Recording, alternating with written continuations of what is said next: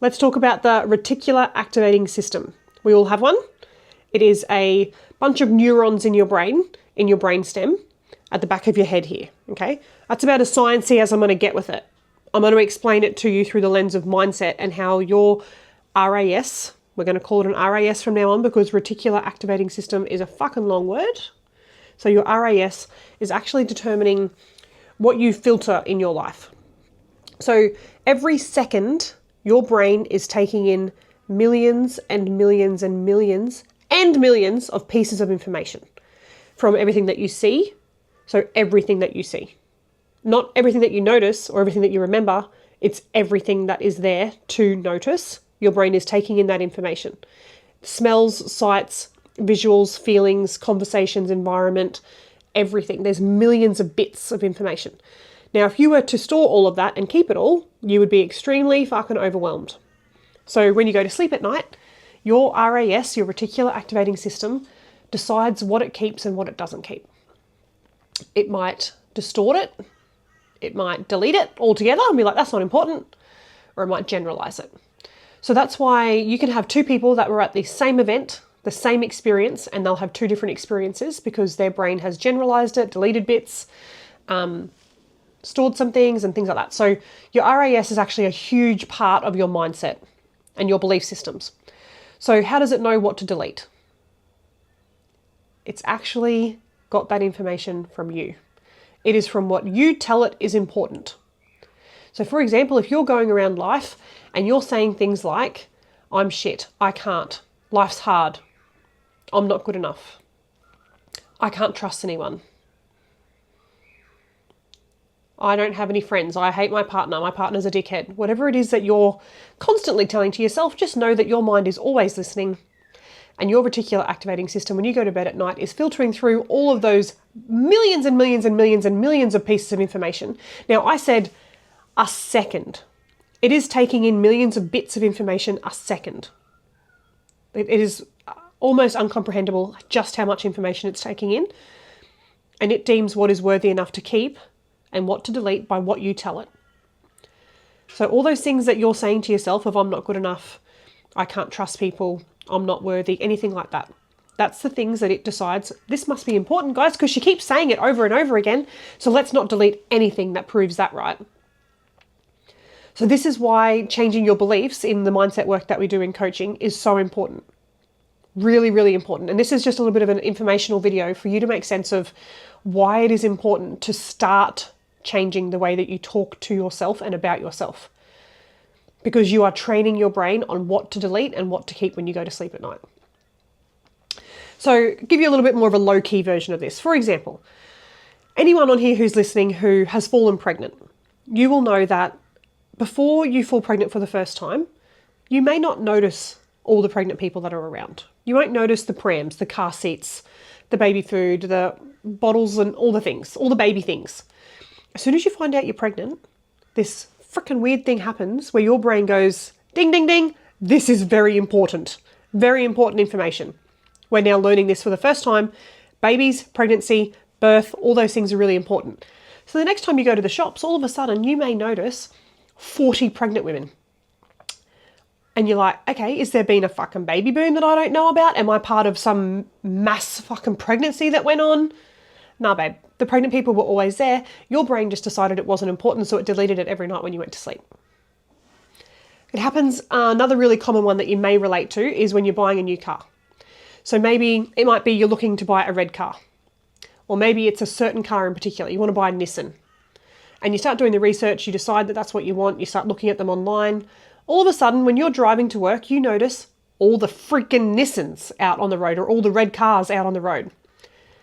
It's not that Nissan has decided to mass produce 2 million new cars and they're everywhere. They were always there. Your brain just didn't know that it was important until you started talking or thinking about the Nissans all the time. So when you put this into the perspective of your brain will believe and it will keep the information that you tell it is important. And there are most of you walking around this life not realizing that you are actually programming your brain to keep information that is actually not fucking serving you at all. Okay, so have you got the concept yet of it's actually really important? Self-talk is really important. To have positive self-talk, positive language, positive towards language, because you're actually training your R.A.S, your reticular activating system, to look for what you want in life. So your R.A.S is a very moral being. It wants to be proven right. So it's going to believe you. It's going to trust you and be like, hey, look, she keeps talking about not being good enough, guys. It's like mentioned about 100 times a day. It must be really important. Let's make sure we go out and prove that right. Because I'm a highly moral being and I want to be right. So let's go out and find all the evidence that we can around all the ways that she's not good enough. And also when we go to sleep at night, let's never delete that, because that's really important information, obviously, because she tells us 100 times a day. Can you see the problem? That's why people will get into a rut. So I'm going to put this through the lens of relationship stuff, right? So I can't trust my partner. If you keep saying that, thinking it, you're going to find evidence for that. So there's going to be all those little ways that you notice the leaks, maybe, in your perception.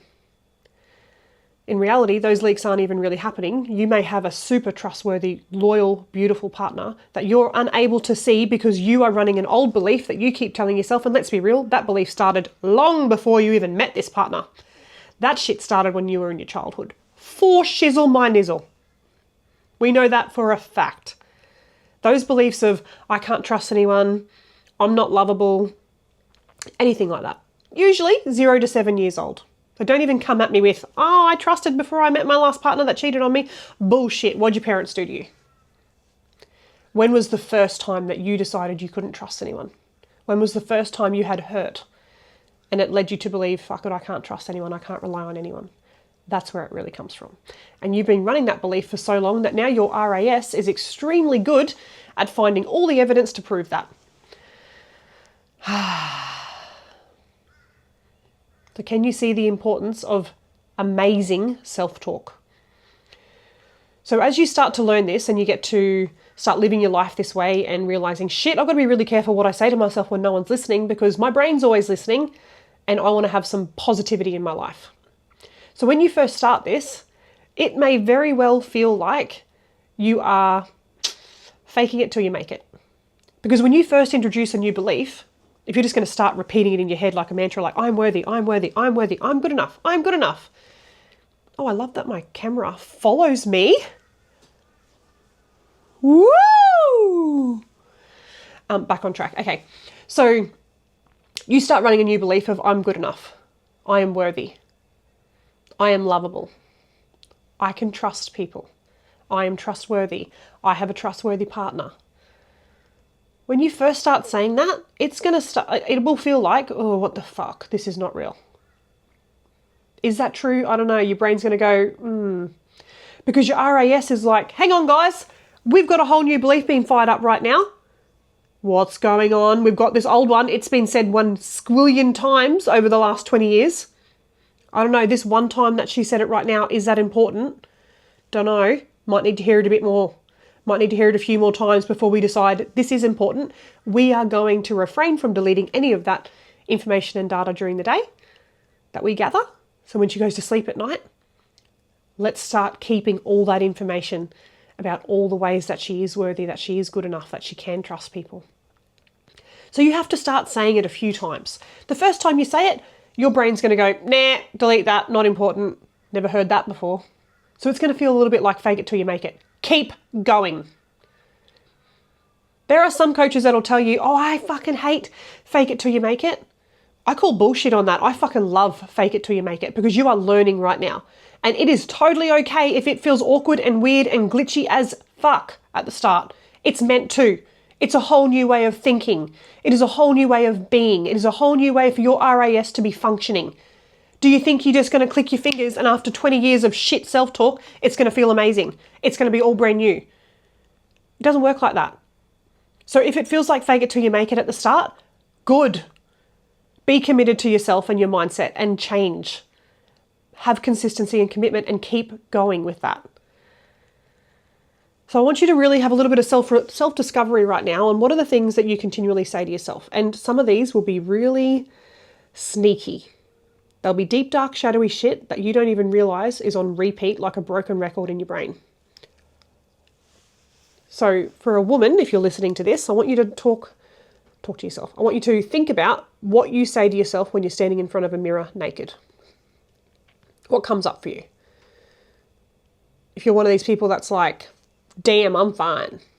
Love that for you. If there's anything in you or in your mindset or in your internal chatter that says, God, I hate my arms. Wish that was smaller. Wish that was bigger. Wish that was a different colour. Wish that was less. Wish that was more. You're telling your R.A.S. that that's important information. That your arms are too big and that's important information. And we want to make sure that we're right. So let's go out and find all the ways that we're right. And then also, let's not delete it when we go to sleep at night either, because it's really important. She's been telling us that for years. It must be real. What if you stood in front of the mirror and you went, I love my body. It is so healthy. I'm so grateful that I've got 2 legs. We take so much shit for granted. There are plenty of countries in this world that have little children growing up in them with only 1 leg because they stepped on a landmine. You have 2 legs. Be grateful. Express that gratitude. Teach your brain to see that gratitude. Notice how your world will change when you start changing how you speak to yourself when no one's listening. This is literally the crux of mindset coaching. Because I can teach my clients all this sort of stuff, and unless they fucking implement it, it means nothing.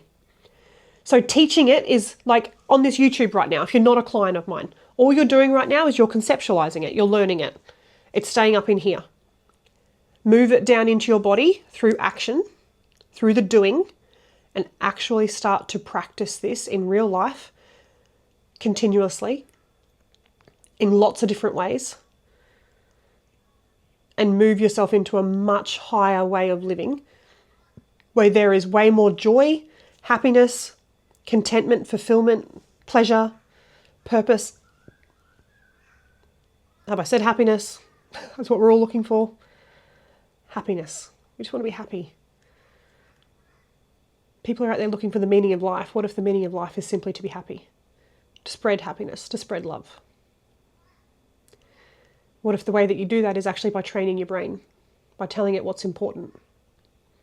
Because without even knowing it, for years you've been telling your brain what's important. It's time to change.